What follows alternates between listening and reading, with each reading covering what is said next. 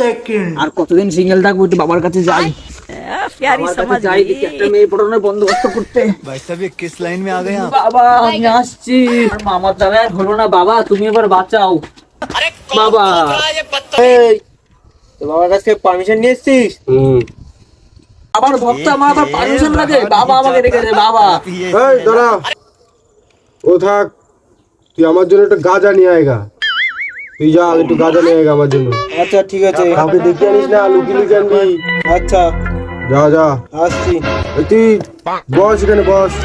তুমি যদি একটা মেয়ে পড়া দাও, প্রত্যেক সপ্তাহে তোমার এক প্যাকেট করে রেশনের আটা দিমু, এক প্যাকেট করে এক রেশনের আটা। বাবা টিল্লু, রেশন এলা লাগি তোর মেয়ে পাঠা দিমু বাড়া।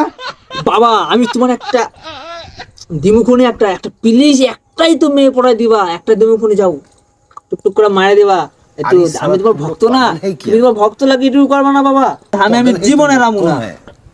দাঁড়া দাঁড়া, আমি আসি তো বয় নাও শালা। বাবার কাছে বাড়া তো তাড়াতাড়ি মান্য নিলে হইব।